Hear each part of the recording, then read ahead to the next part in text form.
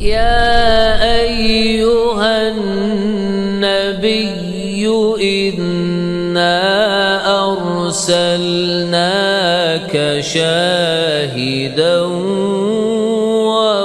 ومبشرا ونذيرا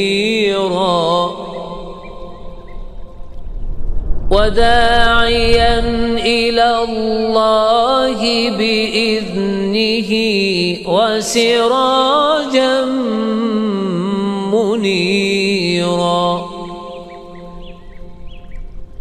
وبشر المؤمنين بأن لهم من الله فضلا كبيرا.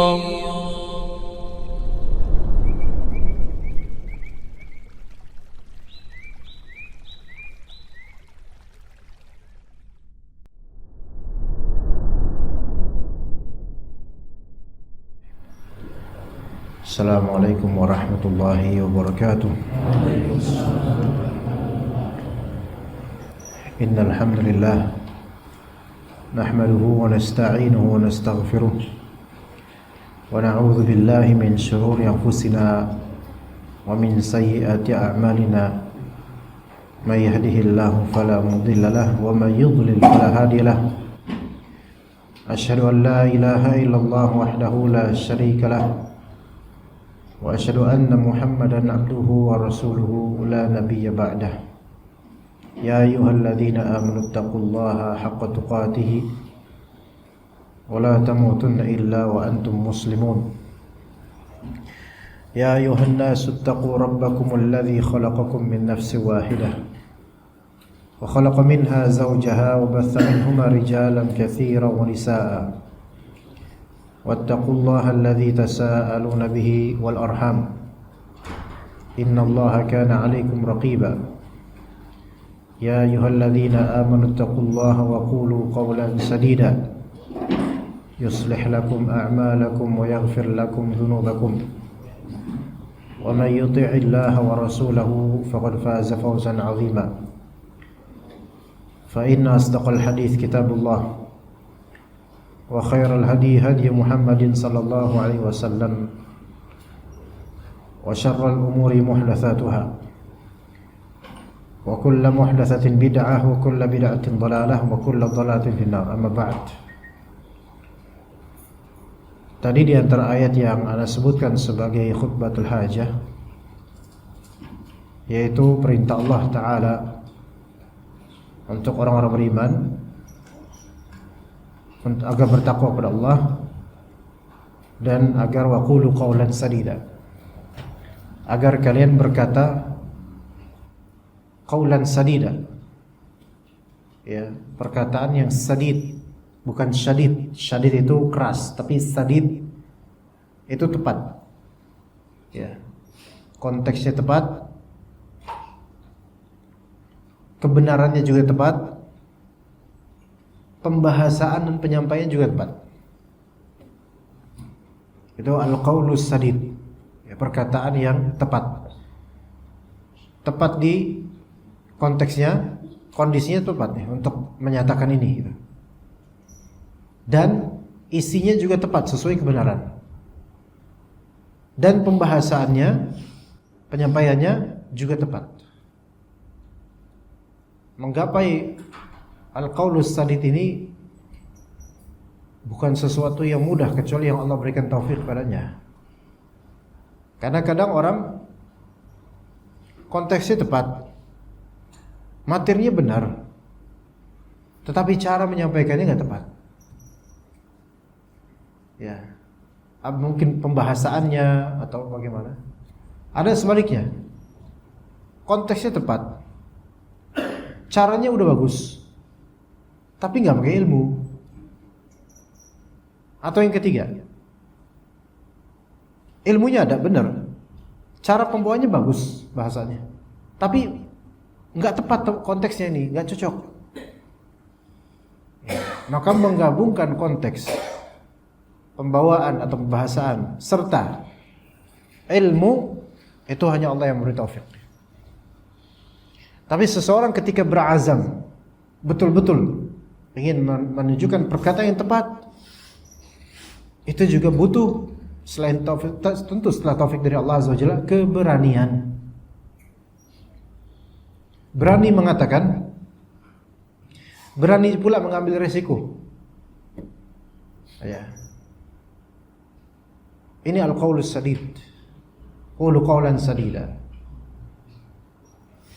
Apa ganjaran dan efek dari bertakwa kepada Allah dan tepat dalam menyampaikan, yuslih lakum a'malakum wa yaghfir lakum dzunubakum.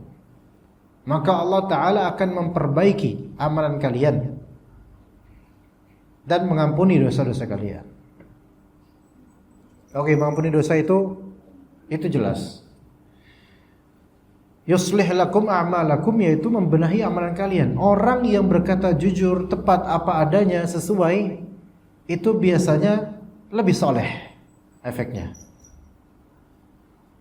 dibandingkan dengan orang yang cuma poles-polesan doang dan dia nggak jujur. Ya. Maka berkata jujur, mengucapkan apa yang sebenarnya, itu membutuhkan taufik kepada Allah, kemudian keberanian dan keilmuan. Yang kadang risikonya adalah permusuhan manusia padanya, padahal dia sudah berusaha yang terbaik. Maka seseorang ketika ternyata dia sudah berkata tepat di waktu yang tepat, pembahasannya tepat, pembahasannya juga tepat, namun resiko dimusuhi, dilawan, dicaci, dimaki itu terbuka, maka orang yang tepat hatinya ini, itu dia akan kembali kepada Allah Azza wa Jalla. Ya, karena dia tahu saya sudah berusaha, maka biar Allah yang menilai dan mengganjari. Ya. Dan ini semua membutuhkan apa? La ilaha illallah. Tiada yang berhak diibadahi kecuali Allah Subhanahu wa taala. Agar kita bisa tepat dalam berbicara, mengambil konteks yang tepat, dan juga tetap tepat sesuai dengan syariat, itu membutuhkan keikhlasan. Kalau kita nggak ikhlas, akan ada aja yang nggak tepat, mesti itu. Karena ketidakikhlasan itu kan berarti melenceng ke penurutan hawa nafsu. Dan hawa nafsu itu mengajak kita kepada zaigh al-qulub, yaitu ketergelinciran hati. Ya. Dan Allah Subhanahu wa taala menyebutkan tentang Al-Qur'an yang disebut Al-Bayyinat. Al-Qur'an itu adalah bukti-bukti yang nyata dan jelas. Namun kata Allah, fa'ammal ladzina zaghu, adapun orang-orang yang mereka menyimpang, ahlul ahwa, yaitu orang yang mengekor pada hawa nafsu. Mereka itu justru akan merancukan pemahaman, akan belok kalimat-kalimatnya, enggak sesuai dengan kebenaran. Ya. Maka setelahnya kemudian ada ayat, Rabbana la tuzigh qulubana ba'da idh hadaitana. Ya Allah, ya Rabb kami, janganlah engkau membelokkan kalbu kami setelah engkau memberikan hidayah pada kami. Ya. Maka membutuhkan keikhlasan, ya jemaah sekalian, untuk bisa berkata benar. Karena resiko berkata benar itu terbuka sekali. Kalau enggak ikhlas, kita nyari pahala dari siapa? Gitu loh. Karena kita udah capek ngomong berkata benar tuh capek, Pak.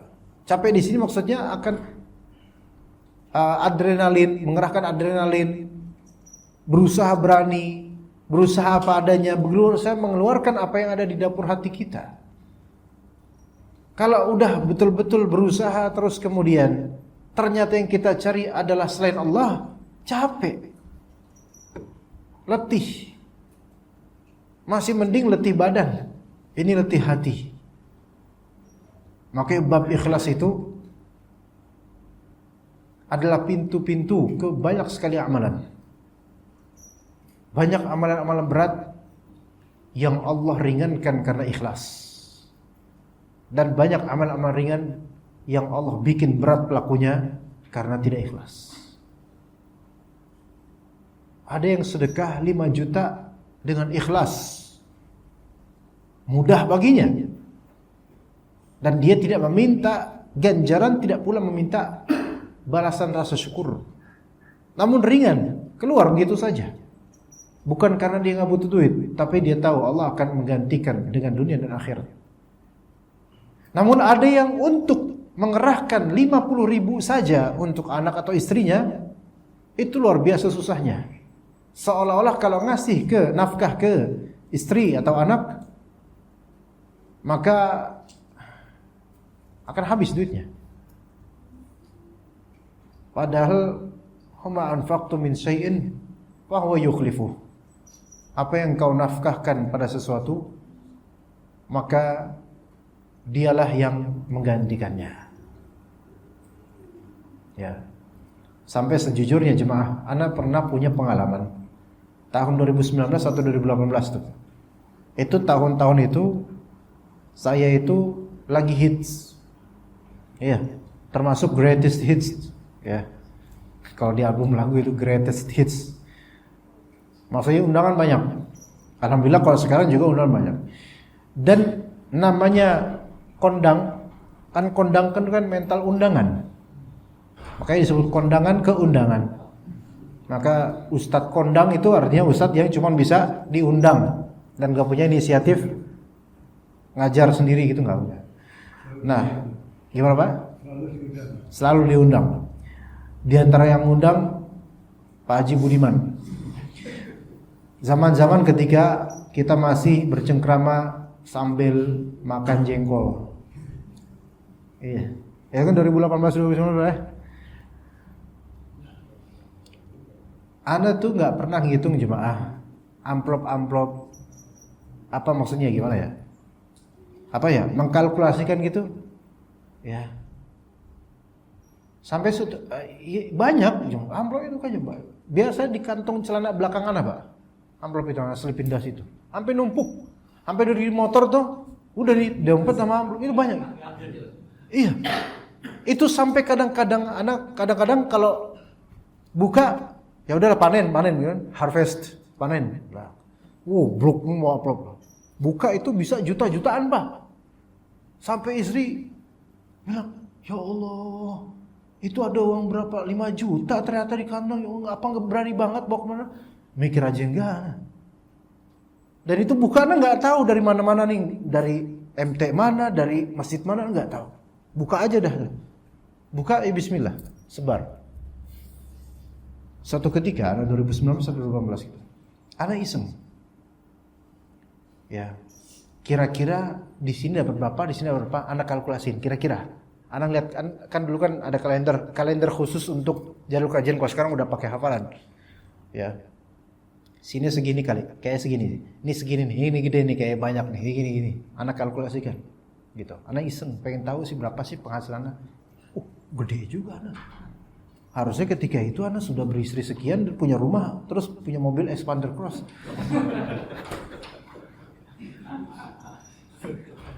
Itu sebelum pandemi ya, beneran jujur aja.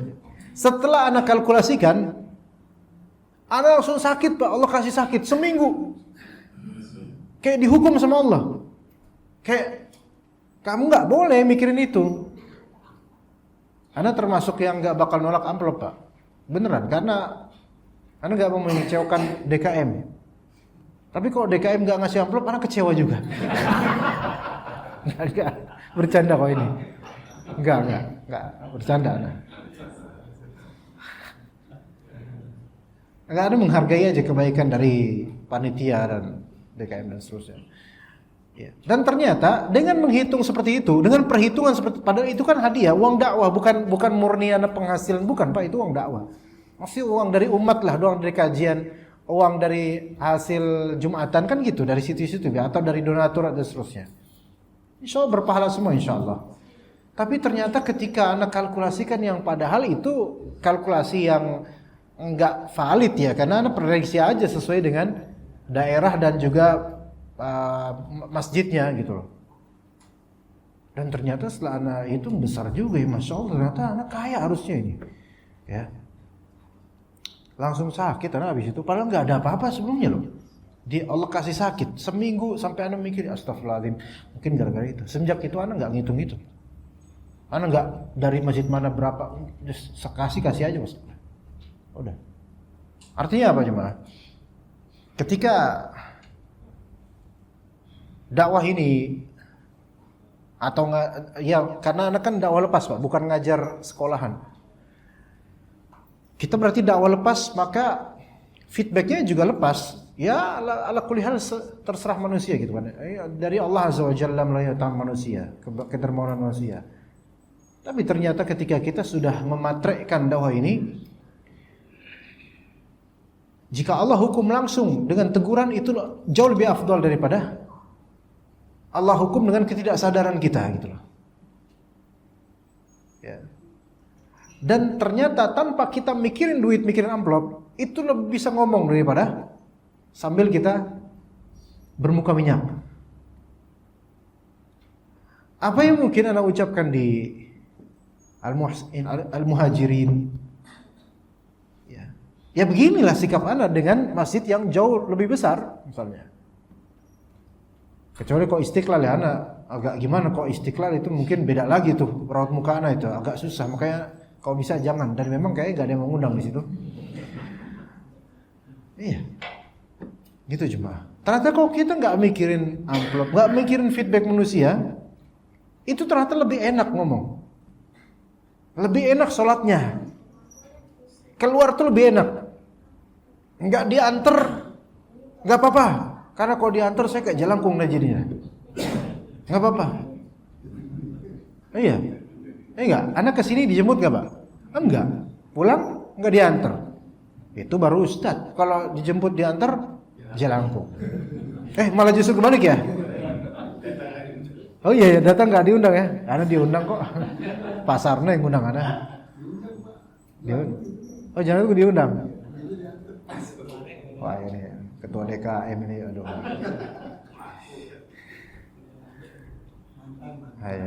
Oh ya. Maka la ilaha illallah. Anda bukan berarti mengatakan Anda ikhlas jemaah. Bukan. Enggak, jauh dari itu. Anda kurang, sangat kurang. Tetapi ternyata itu yang dirasakan jemaah. Ya. Baik, kita kembali ke khittah asalnya, yaitu kitab Risalah Kalimatul Ikhlas karya Al-Hafidz Ibnu Rajab Al-Hambali rahimahullah. Kata beliau, wa hiya najatun minan nar. Kalimat la ilaha illallah itu adalah najat, keselamatan dari neraka. Keselamatan dari api neraka. Wa sami'a an-nabiy sallallahu alaihi wasallam muadzinan yaqul asyhadu an la ilaha illallah. Nabi sallallahu alaihi wasallam pernah mendengar seorang muadzin berkata asyhadu an la ilaha illallah. Maka berkata Nabi sallallahu alaihi wasallam, kharaja minan nar. Orang ini keluar dari neraka. Orang ini keluar dari neraka. Ini bukan berarti kalau kita mendengar azan asyhadu an la ilaha illallah kita katakan kharaja minan nar, bukan. Tapi Rasulullah SAW memberitakan kepada kita bahwasanya pengucap la ilaha illallah itu membebaskan dirinya dari api neraka. Dengan syarat benar ucapannya itu, yang ada dia di hati juga berucap. Amalannya berkonsekuensi, amalannya berkonsekuensi dari la ilaha illallah, ikhlas. Jadi kalimat la ilaha illallah jika diucapkan dengan lisan dan qalbu dan terungkap pula melalui terjemahan anggota tubuh yaitu perbuatan dan perilaku, maka kalimat ini timbangan mizannya itu lebih berat dan mengeluarkan dengan izin Allah menjadi sebab selamatnya seseorang dari api neraka. Maka jangan remehkan kalimat la ilaha illallah. Hadis riwayat Muslim tadi. Kemudian kata Ibnu Rajab, wahia tujibul maghfirah. Mengucapkan kalimat la ilaha illallah itu melazimkan adanya ampunan dari Allah Azza wa Jalla.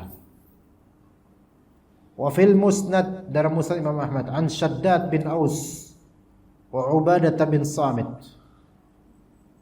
Diriwayatkan dari sahabat Shaddad bin Aus dan juga Ubadah bin Samit anna an-nabiy sallallahu alaihi wasallam qala li ashabihi yawman, bahwasanya Nabi SAW berkata kepada para sahabatnya di suatu hari, irfa'u aydiyakum wa qulu la ilaha illallah, angkatlah tangan kalian dan katakanlah la ilaha illallah.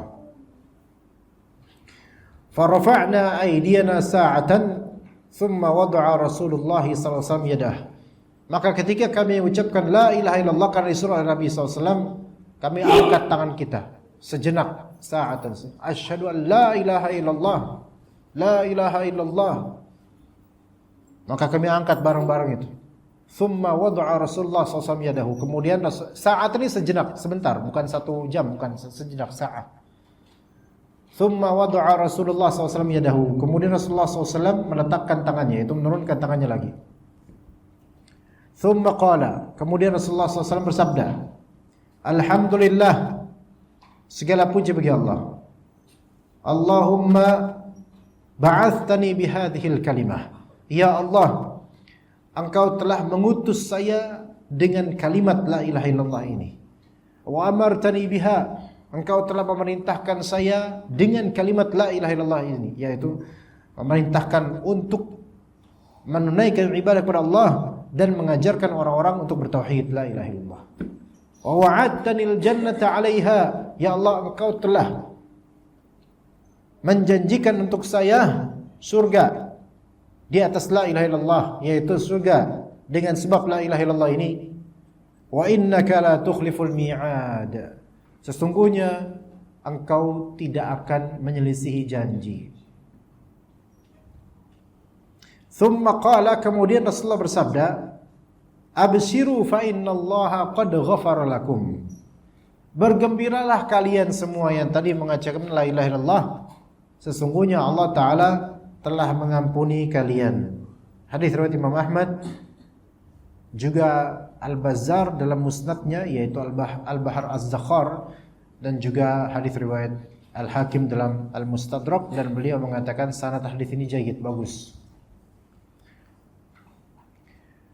Hadis ini menunjukkan bahwasanya la ilaha illallah itu kalimat agung, bahkan kalimat teragung. Rasulullah SAW diutus ya dengan sebab untuk merealisasikan la ilaha illallah dan mengajarkannya. Dan Allah merintahkan untuk mengajarkan, untuk menerapkan la ilaha illallah untuk dirinya, di Rasulullah SAW, dan mengajarkannya kepada manusia. Dan janji Allah itu berlaku untuk yang merealisasikan la ilaha illallah ini. Dan Allah Subhanahu wa taala tidak akan menyelisihi janjinya. Ikhlaful mi'ad, menyelisihi janji, itu bukan sifat Allah, bahkan dinafikan, menjadi sifat salbiyah, menjadi yang dinafikan. Tidak ada pada Allah menyelisihi janji. Tetapi ada namanya wa'id, ada namanya wa'id. Ada namanya janji, janji baik itu wa'id, janji normal, janji baik, janji bagus itu wa'id, janji. Dan ada namanya wa'id. Wa'id yaitu ancaman, janji buruk. Innallaha la yukhliful mi'ad. Allah Ta'ala tidak akan menyelisihi janjinya, itu janji baiknya, gak bakal Allah selisihi. Yang mana janji baik Allah Ta'ala itu selalu untuk orang-orang beriman. Gak pernah Allah menjanjikan baik untuk orang-orang kafir.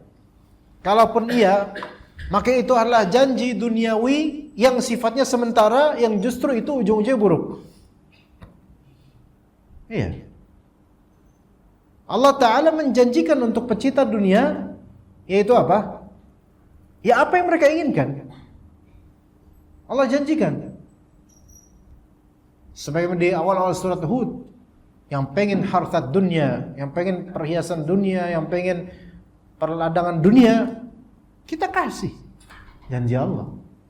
Tapi akhirat nggak ada apa. Untuk orang kafir, ya.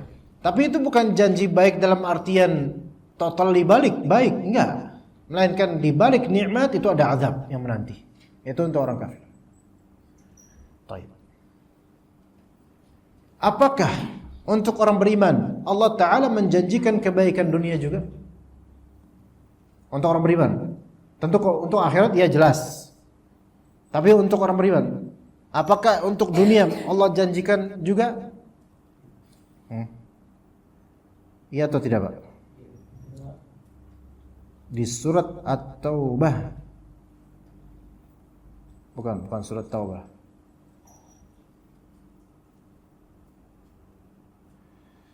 Di surat An-Nahl 97. Man 'amila salihan min dzakarin aw untha wa huwa mu'min falanuhyiyannahu hayatan thayyibah wa lanajziyannahum ajrahum bi ahsani ma kanu ya'malun. An-Nahl 97. Man 'amila salihan min dzakarin aw untha. Barang siapa yang beramal saleh dari laki atau perempuan wa huwa mu'min dan dia beriman. Apa janji Allah? Falanuhyiyannahu hayatan thayyibah.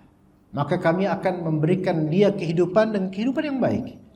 Wala najziyahum ajrahum, dan kami akan ganjari buat mereka ganjaran-ganjaran mereka. Kata para ulama, falanuhyiyannahum hayatan thayyibah, ini kehidupan dunia. Wala najziyannahum ajrahum bi ahsani ma kanu ya'malun, ini untuk ganjaran akhirat. Ya. Artinya orang beriman hidup di dunia, Allah janjikan nikmat dunia, kehidupan yang baik, hayatan thayyibah ini. Ingat, hayatan thayyibah ini tidak bisa langsung ditafsirkan totalnya adalah kehidupan keduniaan yang enggak mesti gitu. Hayatan thayyibah itu kehidupan dunia. Kehidupan di dunia yang baik, kehidupannya yang baik. Bukan dijanjikan materi gitu. Enggak mesti materi. Enggak mesti materi. Allah jamin falanuhyiyannahu hayatan thayyibah. Yang Allah janjikan kehidupannya yang baik. Adapun ganjaran murni keduniaan yang menjerumuskan, Allah tidak akan janjikan itu, melainkan Allah janjikan kehidupan yang baik di dunia ini. Kehidupan yang baik itu enggak mesti bergelimang dengan materi. Malah kadang-kadang demi Allah Ta'ala demi menjaga orang mukmin ini, Allah miskinkan dia. Karena Allah tahu karakter dia. Kalau orang ini dikayakan, ngelunjak dia. Maka lupa sama Allah. Dijaga. Jadi hayatan thayyibah itu bukan berarti punya kekayaan yang semesta gitu, punya apa, enggak mesti. Ya walaupun ya kalau bisa ya alhamdulillah, semoga Allah jaga, tapi kalau enggak, itu bukan parameter hayatan thayyibah. Ya. Orang yang beriman dan beramal saleh. Nah, ini namanya wa'ad, yaitu janji Allah tidak mungkin Allah ingkari. Maka jemaah sekalian, kalau kita beriman kepada Allah, merealisasikan la ilaha illallah, beramal saleh sesuai sunnah Nabi dengan ikhlas, maka hidup kita tuh enak.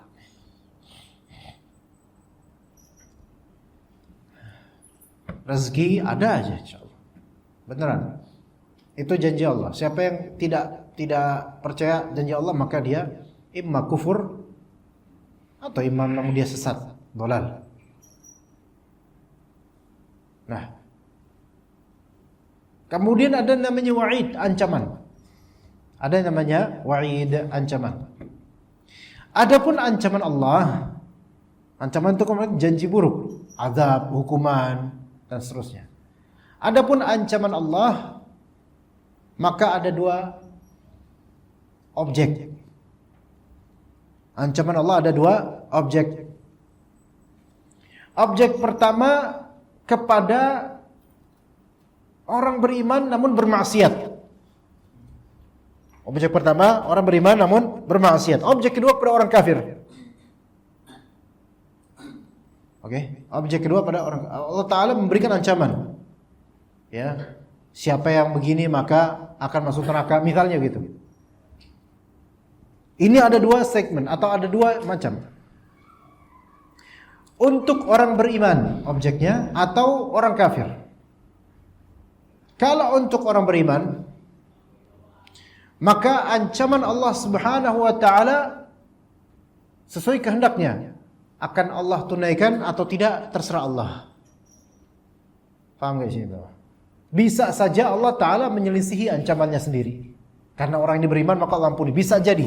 Bisa saja Allah Ta'ala meneruskan ancamannya sampai dihukum dia. Ya. Untuk orang beriman ini, terserah Allah. Ini tahtal masyiah.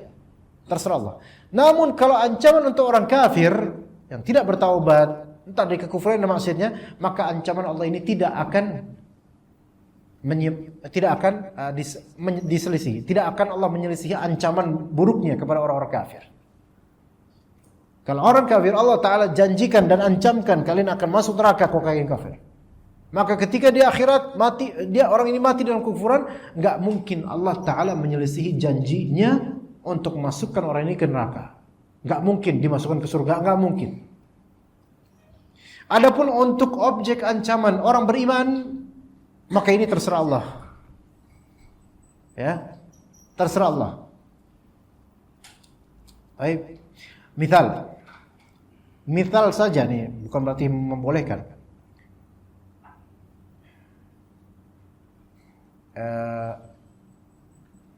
Ancaman azab kubur bagi orang yang suka mengadu domba, dan juga ancaman nerakanya juga. Makanya kata Nabi SAW, la yadkhulul jannata namam, tidak masuk surga pengadu domba. Artinya tidak masuk, walaupun muslim, tidak masuk surga di sini bukan berarti selamanya nggak bakal ke surga, melainkan maksudnya adalah dia akan dimasukkan ke neraka dulu, sehingga nggak langsung masuk surga. Ini kan ancaman dari dosa besar dan tidak mengeluarkan pelakunya dari Islam. Masih muslim, masih mukmin, hanya saja dia ahli riba atau namimah, adu domba. Nah, ini ancaman Allah, azab kubur buat dia.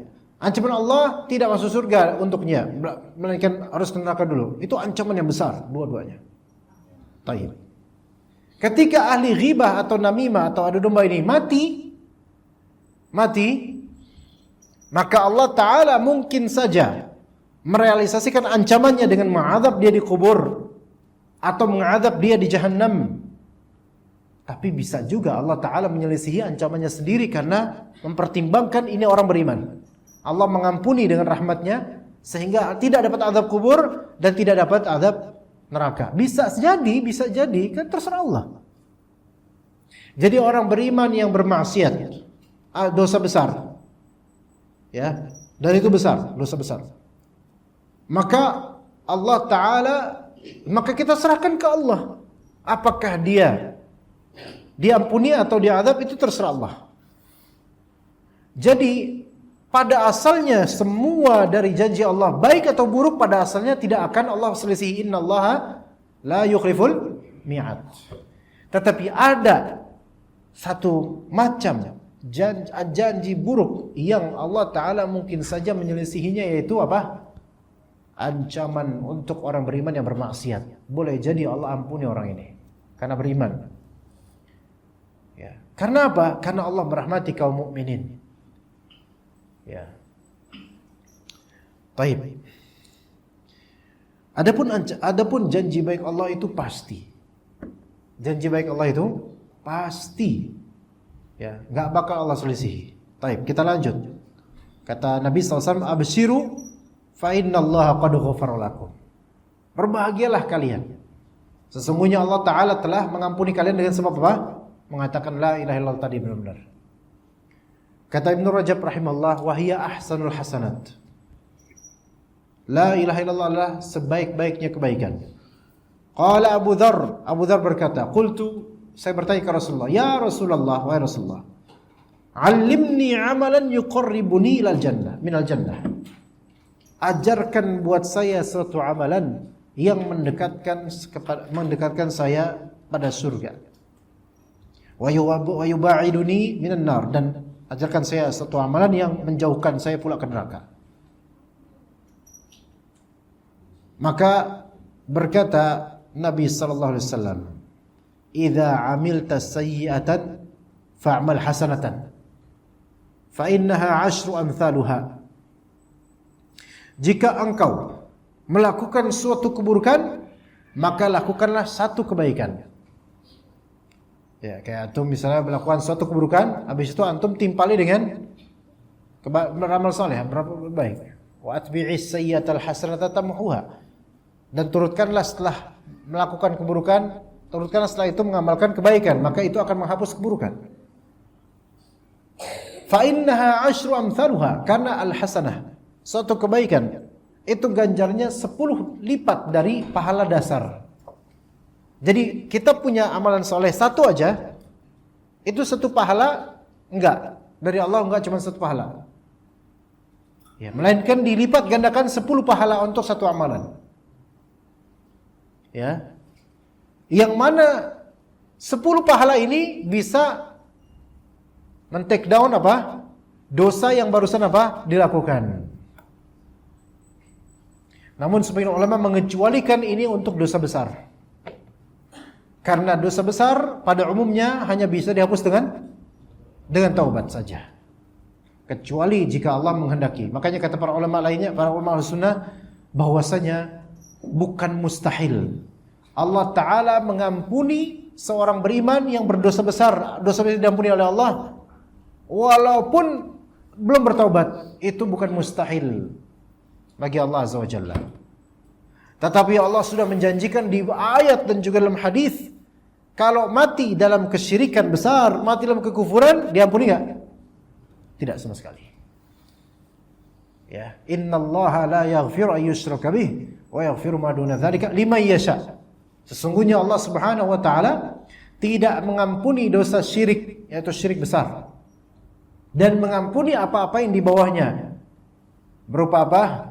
Berupa dosa-dosa besar yang bukan syirik besar. Bahkan sebagian ulama mengikrutkan walaupun syirik kecil itu juga bisa diampuni oleh Allah Azza wa Jalla tahtal masyiah, sesuai dengan kehendak Allah Azza wa Jalla. Ya.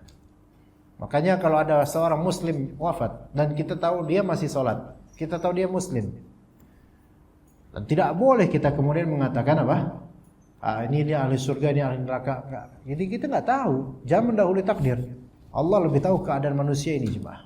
Hatta orang tua kita yang soleh misalnya, walaupun orang tua kita soleh banget, ketika wafat kita hanya bisa doakan, bukan memvonis dia ahli jannah. Enggak bisa. Ya. Surga menunggumu wahai ibu, tahu dari mana?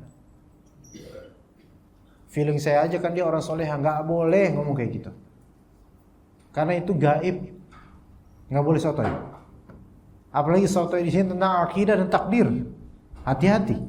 Mendahului Allah itu enggak boleh dalam urusan takdir dan dalam urusan lainnya. Tapi kemudian ketika Nabi katakan, jika engkau melakukan suatu sayyi'ah, keburukan, maka amalkan satu kebaikan setelahnya, maka antum akan dapat 10 kebaikan. 10 pahala. Yang itu bisa men-take down dosa yang barusan. Maka aku, yaitu Abu Dzar, berkata, ya Rasulullah, la ilaha illallah minal hasanat. Ya Rasulullah, mengucapkan la ilaha illallah itu termasuk kebaikan bukan? Maka kata Nabi SAW, hiya ahsanul hasanat. Kalimat la ilaha illallah itu adalah sebaik-baiknya kebaikan. Kemudian kata Ibnu Rajab rahimahullah, wa hiya tamhudz dzunuba wal khataya. La ilaha illallah itu menghapus dosa-dosa dan kesalahan-kesalahan. Wa fi Sunan Ibnu Majah an Ummi Hani, dalam hadis dalam Sunan Ibnu Majah dengan syaratnya dari Ummu Hani, sahabat Nabi perempuan, anin Nabi sallallahu alaihi wasallam, Nabi sallallahu alaihi wasallam bersabda, la ilaha illallah la tatruku dzanban wa la yasbiquha amal. Ya. Ya, memang hadis ini ya agak sedikit bermasalah ya sanadnya, tetapi sahih. La ilaha illallah la tatruku dzanban wa la yasbiquha amal. Apa artinya? La ilaha illallah itu tidak menyisakan dosa dan tidak ada amalan yang mendahuluinya. Bisa dipahami enggak Pak artinya? La ilaha illallah itu tidak menyisakan dosa dan tidak ada amalan yang bisa melampauinya, mendahuluinya. Gimana? Bisa paham? La ilaha illallah itu tidak menyisakan dosa dan tidak ada amalan yang mendahuluinya. Silakan coba dijabarkan Pak, siapa yang paham? Mungkin dengan bahasa antum jemaah lebih paham. Atau sebaliknya, dengan bahasa anda yang enggak paham apalagi dengan bahasa antum. Hah? La ilaha illallah tidak menyisakan dosa dan tidak ada amalan yang membalapnya.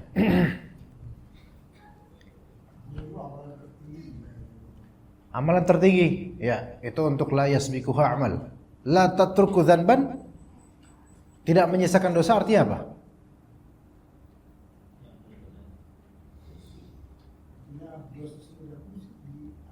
Diampuni dengan mengucapkan la ilaha illallah, itu maksudnya.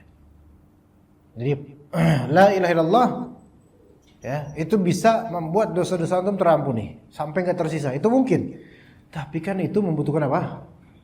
Ucapan lisan, qalbunnya benar, dan juga realisasinya benar enggak tuh dia la ilaha illallah. Ngomong la ilaha illallah terus la ilaha illallah tapi ternyata riya juga. Itu bagus. Tapi ini konteksnya umum, Pak. Bukan hanya waktu salat mutarjong. Itu bagus sih, jelas itu bagus.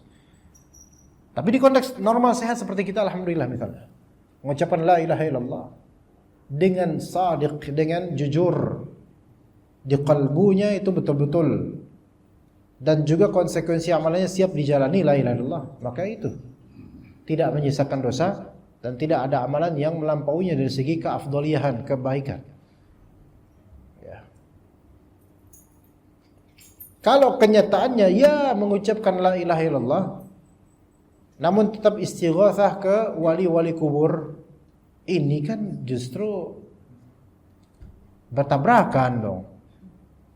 Tapi kami enggak menyembah wali, kami menyembah Allah, cuman ini perantara aja. Ya, itu apa bedanya dengan Nasrani kepada Nabi Isa yang pengen ke Allah tapi Nabi Isa dulu lewatnya? Sama, syirik-syirik juga. Ya, wasilah. Enggak dapat fadilah ini. Bukan penghapusan dosa. Iya, nambah dosa, itu numpuk jadinya. Ya. Makanya di antara doa kesedihan, la ilaha illallah al-azimul halim, la ilaha illallah rabbil arsyil azim, la ilaha illallah rabbul samawati wal ardi wa rabbul arsyil azim. Itu berapa kali la ilaha illallah itu? Kenapa? Karena kalau orang sedih, kebanyakan itu tidak tawakal sama Allah. Betul nggak? Iya, Pak. Manusia nih ketika sedih, kebanyakan rata-rata enggak tawakal sama Allah. Tawakal kepada makhluk, kepada dokter. Ini bukan berarti nggak boleh ke dokter, bukan. Maksudnya tawakal ini tertambat kalbunya kepada makhluk, kurang percaya sama Allah. Kebanyakan orang begitu, jemaah. Kebanyakan orang dari zaman dulu sampai apalagi zaman sekarang,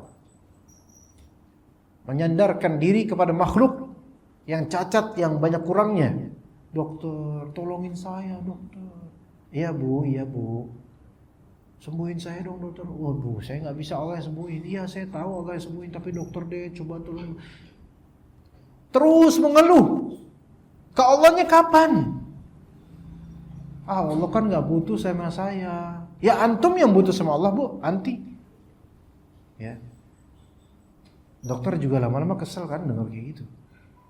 Akhirnya diskusi para dokter, ini bawel matiin aja misalnya. Ya nggak ada kayak gitu, nggak ada. Nauzubillah min dzalik. Cuma dokter juga kesel. Ya, suster juga malas dengerin. Ngeluh terus. Ya. Jadi dia kalah sedih itu banyak orang enggak ke Allah. Makanya doa di antara doa la ilaha illallah, la ilaha illallah rabbul arsyil azim. Ya, kita azan dulu insyaallah. Ya, jadi di antara doa kesedihan yaitu dengan kalimat-kalimat la ilaha illallah, la ilaha illallah. Karena banyak sekali orang yang sedih itu dia terjerumus dalam tidak tawakal pada Allah. Ya. Di zaman Nabi itu disebutkan oleh Syekh Muhammad bin Abdul Wahhab dalam kitab Al-Qawaid Al-Arba'. Kesyirikan di zaman sekarang lebih parah dibandingkan kesyirikan zaman Nabi alaihissalatu wassalam. Kalau di zaman Nabi, di zaman para nabi juga sebelumnya, dihikayatkan dalam Al-Quran, kesyirikan yang mereka lakukan itu adalah ketika firraha, pas lagi senang, mereka berbuat syirik. Tapi pas lagi sulit, pas lagi sedih, pas lagi jepit, mereka kembali ke Allah. Wa idza rakibu fil fulki da'wullaha mukhlishina lahuddin. Ketika mereka sedang berselayar, sedang di kapal laut, kemudian ada mauj, yaitu ada gelombang ombak kadzulal, seperti atap gitu. Wah, tinggi banget. Da'wullaha mukhlishina lahuddin. Mereka langsung minta sama Allah betul-betul, mukhlis, ikhlas. Falamma najjahum ilal barri idza hum yusyrikun. Tapi ketika mereka diselamatkan ke darat, udah nikmat, udah nyaman, mereka berbuat syirik. Itu zaman dulu. Lah kalau sekarang, zaman sekarang, kata Syekh Muhammad bin Abdul Wahab rahimahullah, orang yang berbuat syirik zaman sekarang, mau dia apes kek, mau dia senang, tetap syirik gitu loh. Senang syirik. Maksudnya syirik bukan iri, tapi berbuat syirik. Pas lagi susah, ya berbuat syirik juga, nyintai ke kuburan, ke wali, ke jimat dan seterusnya, ke dukun. Ada sampai di Facebook itu jemaah, ada yang inbox messenger Facebook, Kang bisa santet gak Kang? Udah sakit hati nih, nanti saya bayar. Subhanallah. Emang ada muka-muka tukang santet apa? Itu first time loh. Kalau Anda punya tetangga dukun, iya bisa nyantet dia dengan kuasa Allah juga. Tetapi emang dari mana sisi nyantetnya ya, subhanallah. Ini orang tahu Anda dari mana kok bisa? Kang, maile Kang nih. Dikira Anda punya padepokan gitu, terus habis itu Kang Hasan bisa nyantet nggak Kang? Ini udah kadung sakit hati, nanti saya bayar. Bayar fadol, nyantet nggak mau saya. Ya, subhanallah. Sakit hati, berbuat syirik. Innama asku bathi wa huzni ilallah, kata Nabi Ya'qub alaihissalam. Saya mengeluhkan perasaan saya, sakit saya itu kepada Allah. Itu yang benar. Ini sakit hati ke dukun, ke ustadz dan minta cosplay jadi dukun, nggak bisa. Tapi apa benar emang ada tampang dukun? Menurut antum gimana Pak? Hah? Gara-gara itu ya. Subhanallah. Banyak itu yang sakit hati ke dukun. Padahal dukun itu bikin nambah sakit hati. Enggak ada dukun yang sakit hatinya. La haula wala quwwata illa billah. Itu yang terjadi pada manusia. Makanya sesiapa yang dia diberi ujian dan kesedihan, kemudian dia kembali kepada Allah, ini baru orang beriman. Ini baru orang yang merealisasikan la ilaha illallah. Karena kan ketika kita sedih, kita butuh berarti kan? Dan ketika kita merasa butuh sama siapa? Butuh sama Allah, itu dia jawabannya. Ya, itu dia. Justru orang ketika susah, dialah diuji nih. Ke siapa kalau dia lagi susah nih? Ke siapa kalau dia lagi terjepit nih? Nyebut siapa dia? Nyebutnya Allah, ya alhamdulillah. Ya. Kemudian ru'ya ba'dus salafi ba'da mautihi fil manam fasu'ila an halihi faqala ma abqat la ilaha illallah syai'a. Sebagian dari kalangan salaf itu ada yang diperlihatkan setelah wafatnya ditidur orang-orang setelahnya. Maksudnya sebagian orang saleh wafat.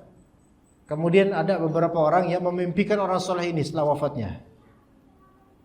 Maka ditanya keadaannya, gimana keadaan antum? Itu antum kalau ketemu orang yang sudah wafat, gambarannya di mimpi antum boleh nanya gitu. Keke, gimana? Bekhair antum? Kabar antum gimana? Udah mati keke? Zen, gitu. Maka dijawab oleh orang soleh ini di mimpinya, ma abqat la ilaha illallah syai'a. La ilaha illallah tidak menyisakan apapun. Maksudnya apa? Dosanya habis. Karena beratnya timbangan la ilaha illallah dan perealisasiannya. Ya. Tapi kalau kita dimimpikan kayak gini gimana Pak? Boleh nggak kita memastikan fulan masuk surga? Nggak boleh. Boleh menghikayatkan, nggak boleh memastikan. Gitu Pak. Kita boleh menghikayatkan apa yang kita lihat dari sesuatu yang mungkin awalnya gaib. Tapi memastikan seperti itu nggak boleh. Gimana, paham nggak? Ada orang mati suri. Bangkit lagi, dia cerita, saya mengalami rehla dan perjalanan spiritual. Saya ketemu ini, saya ditanya gini-gini, saya ngeliat kayak ada surga dan neraka. Kita bilang, iya, itu yang antum lihat. Tapi adapun, apakah surga kayak gitu persis? Apakah kematian seperti itu persis? Kita nggak bisa mengatakan iya. Dah, kita tawakuf, diam. Tapi kita percaya, antum ngeliat kayak gitu. Ya, seperti itu. Kayak anak indigo. Walaupun banyak yang dusta, atau rata-rata indigo kadzab, dajjal kecil rata-rata. Ya. Bohong. Tapi kalau iya, karena sebagian anak kecil bisa ngelihat Pak. Iya. Yang nggak mungkin ini dusta, nggak mungkin. Polos dia. Ngelihat ini, ngelihat hitam, mata merah dan seterusnya. Iya, itu betul yang kamu lihat. Maksudnya betul itu, iya kamu lihat itu. Tapi untuk memastikan bahwa saya jinnya kayak gitu bentuknya, nggak tahu. Gaib. Nggak bisa memastikan. Kalau antum dimimpikan, misal Pak, orang tua antum misalnya, kemudian dimimpikan di situ, misal, ibu gimana keadaannya di alam kubur? Alhamdulillah nak, Allah kasih kebaikan pada saya, karena saya dulu sedekah, maka Allah jamin kubur saya. Misal gitu. Ini kan kabar gembira memang, tapi ini kan gaib ya Pak ya. Boleh nggak Bapak menceritakan ke keluarga, tadi malam saya ketemu ibu di mimpi, saya tanya gini, beliau jawab gini, alhamdulillah, seneng rasanya. Boleh ngomong kayak gitu, boleh. Tapi untuk mengatakan ibu sekarang berada di Raudhah min Riyadil Jannah, sudah berada di surga atau berada di alam barzakh yang nyaman, itu nggak boleh kita memastikan, hanya mendoakan saja. Boleh jadi ya, boleh jadi enggak. Bisa dipahami nggak jemaah sini? Kecuali yang ada nas dan teksnya dari dalil jelas bahwasanya ini penghuni neraka, ini penghuni surga, atau ini kena azab di kubur, ini kena nikmat di kubur, ada teksnya, nasnya orang tertentu, itu baru kita boleh memastikan dia memang sekarang sedang di kebaikan barzakh. Gitu. Ya. Boleh mengisahkan itu Pak. Yang antum lihat selama itu adalah kebaikan dan positif, boleh. Karena para ulama Ahlussunnah itu banyak di kitab-kitab mereka menghikayatkan, saya bertemu dengan Qari, saya bertemu dengan ini. Bahkan antum bisa saja di mimpi bertemu Rasulullah SAW asal tahu ciri-cirinya dengan baik. Boleh menghikayatkan. Ya. Kalau emang betul ciri-ciri baik. Namun tapi kalau memastikan Rasulullah itu keadaannya baik di kubur, itu sudah pasti, itu mah gak mungkin Rasulullah kena azab di kubur. Gak mungkin lah. Antum kali gak mungkin Rasulullah mah. Rasul kita kok, kalau kita masih mungkin, alhamdulillah min dzalik, kita mudah-mudahan tidak. Tapi gak mungkin kita mengatakan Rasulullah SAW ada kemungkinan dia azab. Enggak lah, itu Rasulullah. Kalau kita memastikan sekarang tanpa melihat ke mimpi, kita pastikan Rasulullah SAW mendapatkan nikmat kubur, boleh nggak kita ngomong gitu? Boleh. Ya. Baik. Wahia tujaddidu ma darasa minal imani fil qalb. La ilaha illallah itu memperbaharui apa-apa yang tergerus di hati dari iman. Jadi iman kuda tergerus tuh, mundaris, yaitu tergerus, berkurang, lemah. Ketika antum mengucap la ilaha illallah dengan qalbu juga, bukan cuman la ilaha illallah, la ilaha illallah, tapi enggak ada di qalbunya, hanya karena kebiasaan. Walaupun dikhusyuk-khusyukkan dengan gerakan-gerakan, kalau kalbunya itu enggak menjadi la ilaha illallah, maka enggak seberapa. Iya, bahkan orang yang biasa aja mengatakan la ilaha illallah, tapi konsentrasinya penuh, memahami itu, memaknai itu malah justru itu mentajdid dan memperbaharui iman yang tadi lemah. Tapi ada la ilaha illallah yang melemahkan iman, yaitu disertai dengan gerakan-gerakan yang rutin dan dianggap ada fadilah gerakan itu. La ilaha illallah, la ilaha. Nah, itu Anda pernah lihat, Pak? 2022 sampai ada kaget ya, masih ada ya seperti di kota di Bekasi. di perumahan Jatimur. Orang tua, ya nggak apa-apa sih, silakan dia kayak gitu, anak nggak bakal ngelarang juga. La ilaha illallah, la ilaha. Habis subuh, apa bisa khusyuk ya? Mungkin caranya begitu beliau. Tapi nggak ada Rasulullah seperti itu. Ya, maka mengucapkan la ilaha illallah dengan qalbu juga, tidak hanya dengan lisan. Ya. Kan dikatakan Nabi SAW mengatakan kepada para sahabatnya, jaddidu imanakum, perbaharuilah iman kalian. Mereka berkata, yaitu para sahabat bertanya, kaifa nujaddidul iman? Waduh, ini langsung hilang ini kalimatnya. Kaifa nujaddidul iman? Antum ada ini enggak, Putra? Anda 100 berapa? 140. 140. Ya ini tadi kena tangan Anda buat ini. Begitulah susah pakai PDF ini. 140. Ya. Bagaimana memperbarui iman kita ya Rasulullah? Maka kata Nabi SAW, qulu la ilaha illallah. Katakanlah la ilaha illallah. Tapi tentu semua hadis berkaitan dengan ini la ilaha illallah, yaitu bukan hanya di lisan, yaitu dengan mengucapkan, dengan mengamini di qalbunya juga. Tapi karena waktu sudah habis ya kita cukup sampai sini insyaallah. Mudah-mudahan kita berjumpa lagi di pekan depan untuk kajian fiqih insyaallah taala. Wa sallallahu ala nabiyyina Muhammad wa ala alihi wa sahbihi ajma'in.